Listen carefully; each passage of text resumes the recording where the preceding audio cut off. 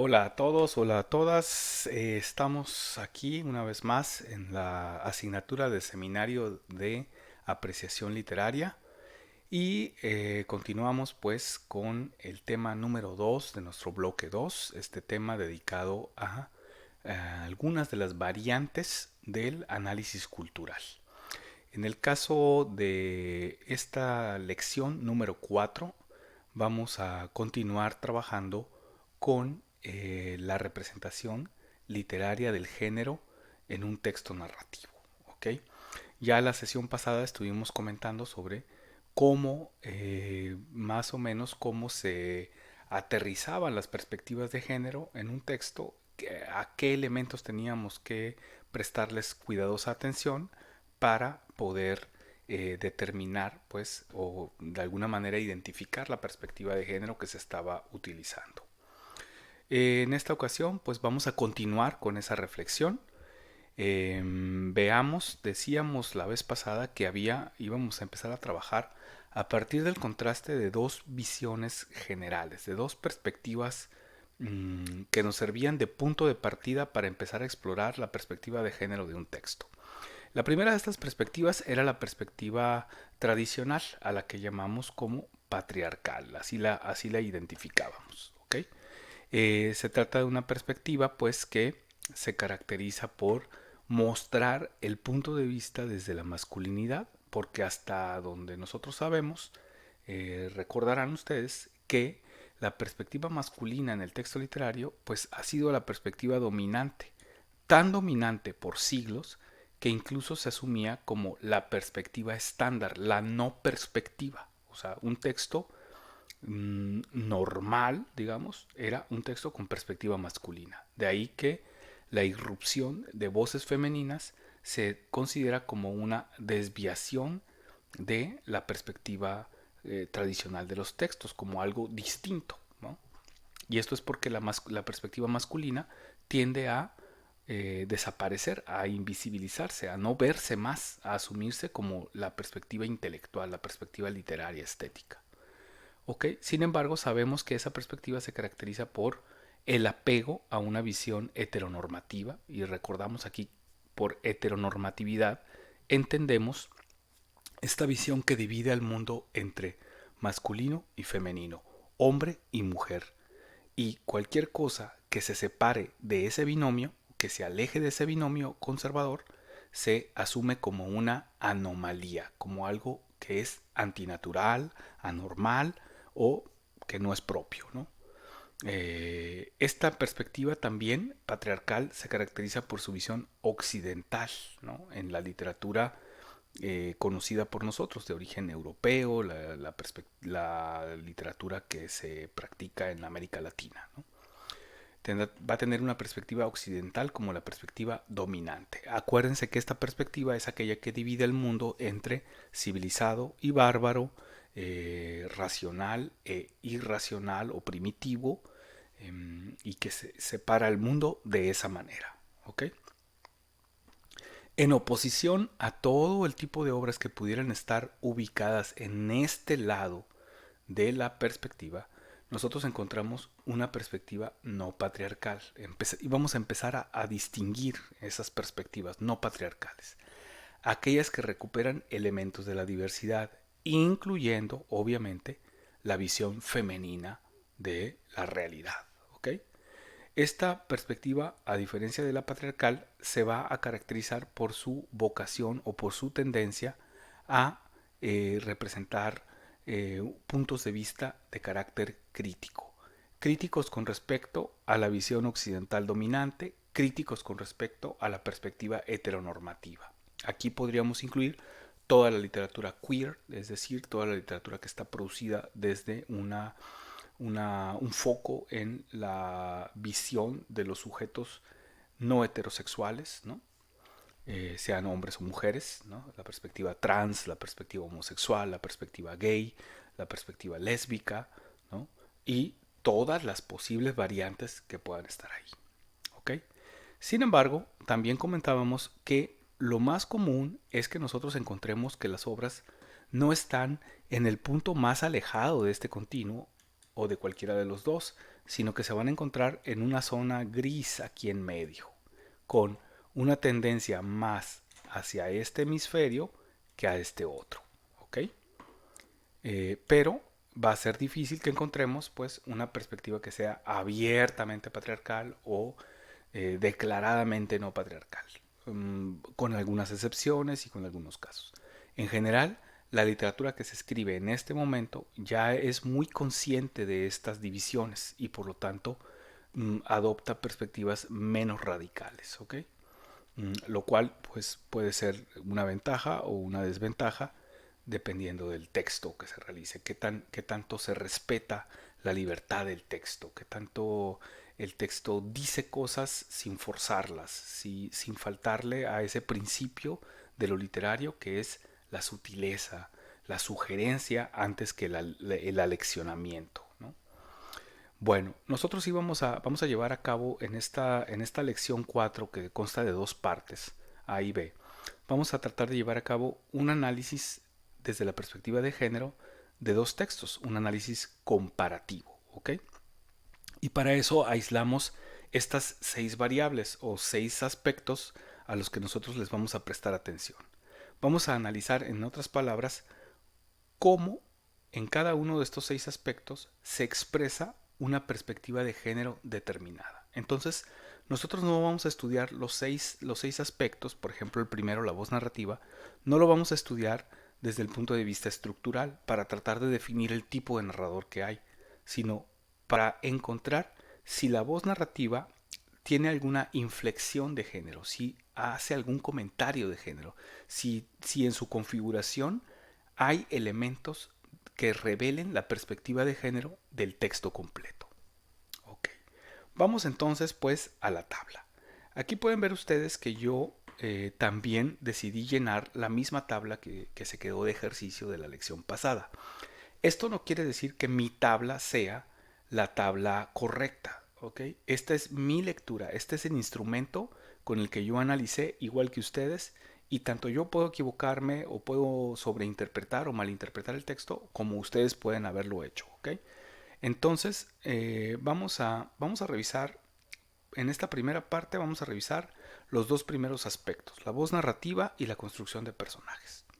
Estamos, como sabemos, estudiando o comparando dos textos, ¿no? Un día tan esperado de Nuria Armengol y Los Caimanes de John Updike, una escritora mexicana de la segunda mitad del siglo XX o nacida en la segunda mitad del siglo XX y un escritor norteamericano nacido en la primera mitad del siglo XX. Entonces tenemos dos textos que tienen distancia temporal, ¿ok?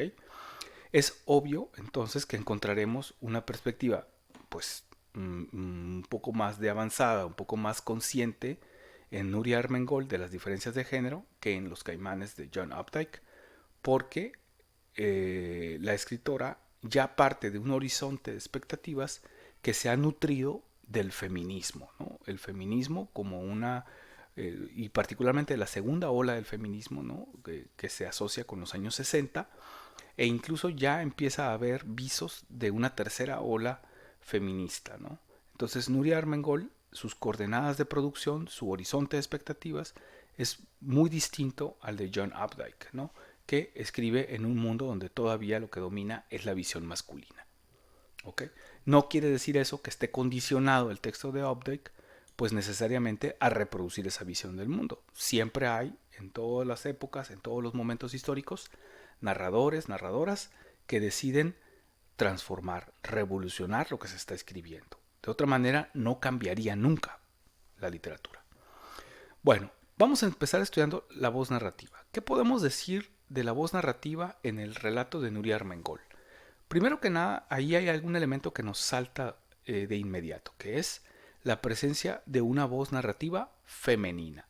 Y además de ser femenina, es una chica joven, 14 años, una muchachita de secundaria que está teniendo sus primeras experiencias en la adolescencia, se siente frustrada ante lo retrasado de su proceso de madurez desde su perspectiva, con cierto complejo por no haberse desarrollado igual que sus compañeras de clase.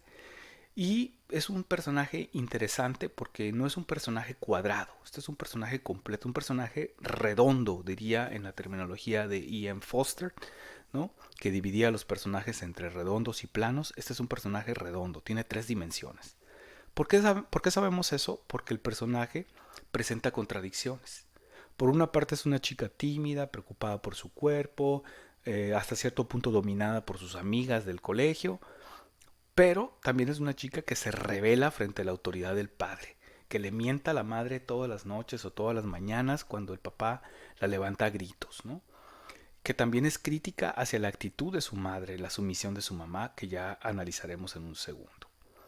Frente a esa narradora femenina, joven, rebelde hasta cierto punto en el límite de sus acciones, el cuento de Updike nos presenta un narrador impersonal. Ahí andamos un poquito dudosos si el narrador es omnisciente o es equisciente. El narrador presenta la capacidad de penetrar en la conciencia del personaje, entonces es omnisciente, pero se limita a focalizar, es decir, a enfocar solo la perspectiva del protagonista. Y el protagonista aquí sí tiene semejanzas con el cuento de Armengol, porque aquí el protagonista es un chico no tan grande, este es un niño como de 11, 12 años, está en quinto grado de la primaria, entonces anda en ese límite de edad. Es un preadolescente entrando ya en la pubertad, ¿no? Y es un cuento también centrado en esa relación conflictiva, problemática con el desarrollo de los adolescentes.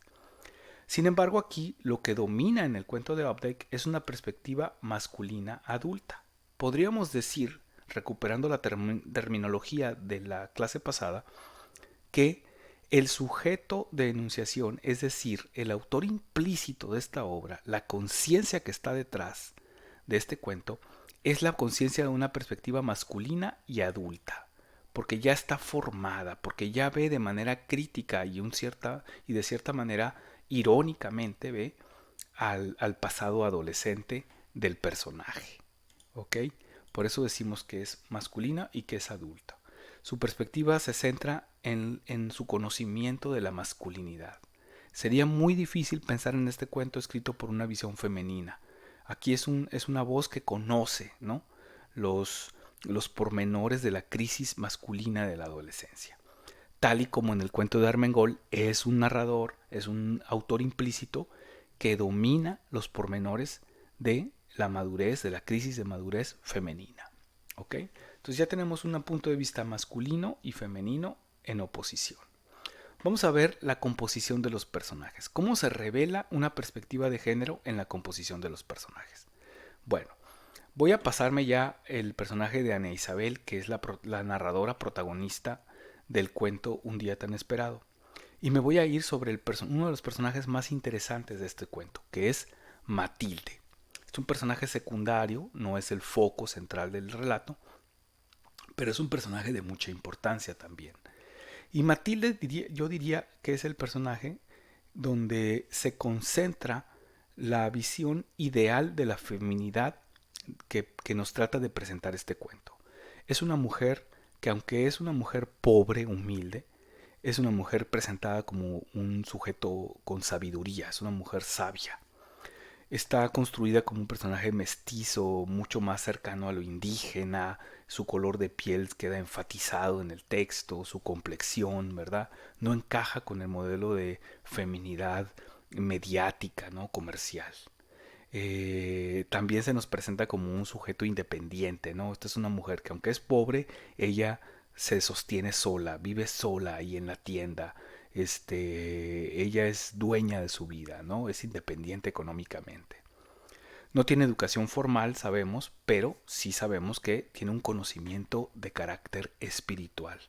De hecho, todo el personaje está construido desde una visión de la espiritualidad. Y además de eso, es un personaje altamente sensible, muy amorosa, ¿no? Representa, como habíamos dicho, un ideal de sororidad, un ideal de feminidad, porque se solidariza con la niña en calidad de mujer y sirve como una forma de maestra espiritual de este personaje. Frente a ese personaje, contrasta con otro personaje femenino, que es la madre de Ana Isabel.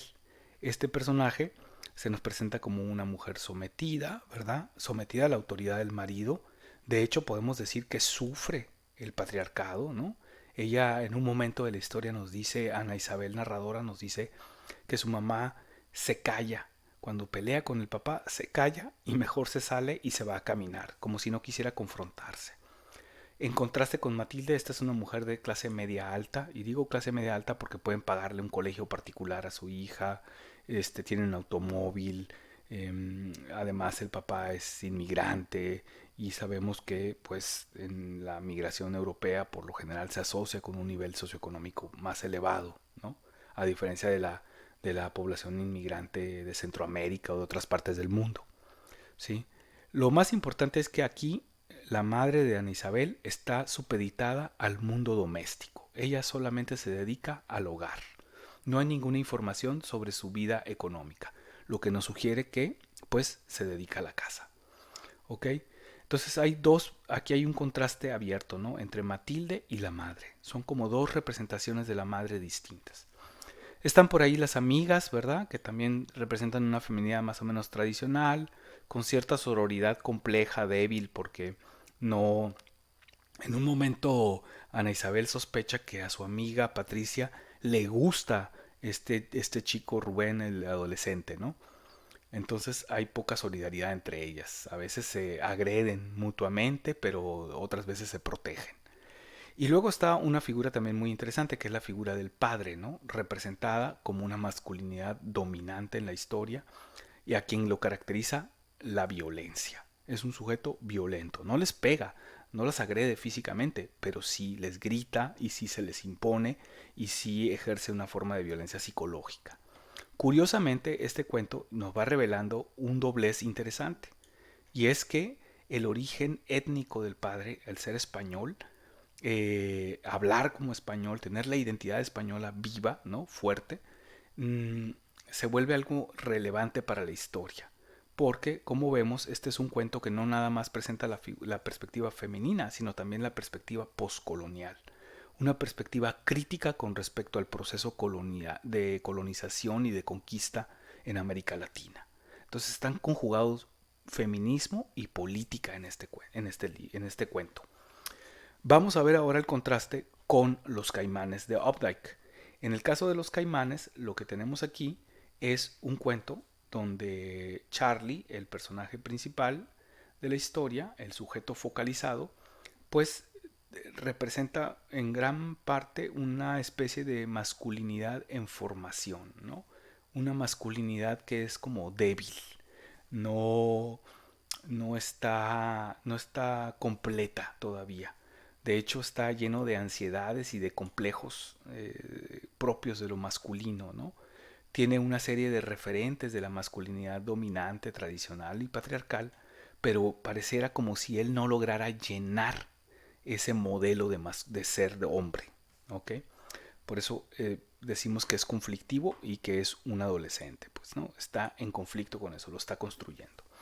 Y luego está aquí John, que es la niña, el personaje femenino.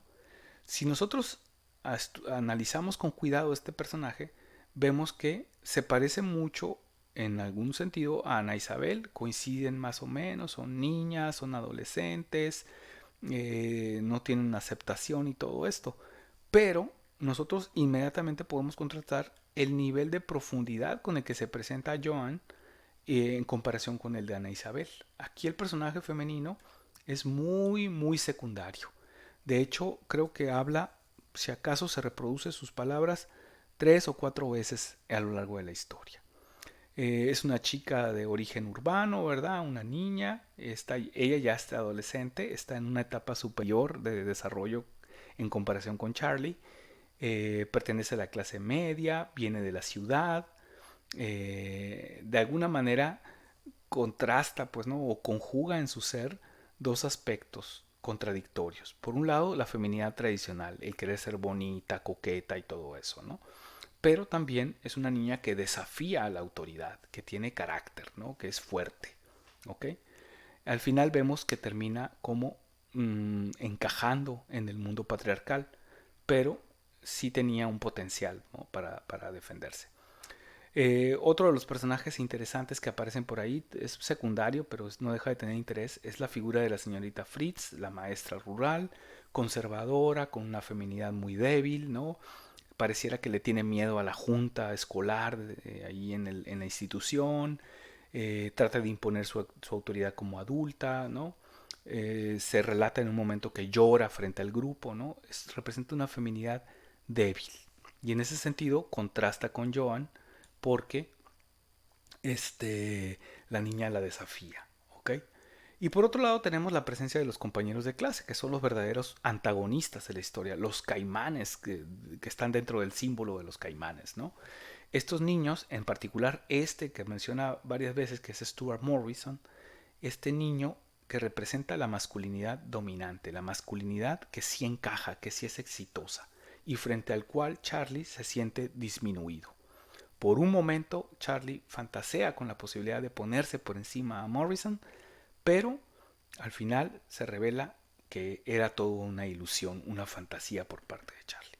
Entonces, si nosotros vemos, hacemos el comparativo de los personajes de un lado y de otro, de una historia y de otra historia, vemos que claramente se decanta el texto de Nuria Armengol por los personajes femeninos, por la representación de la feminidad compleja, mientras que Los Caimanes se orienta a una representación de la feminidad siempre secundaria, en segundo plano, y la ocupación plena del primer plano de la masculinidad.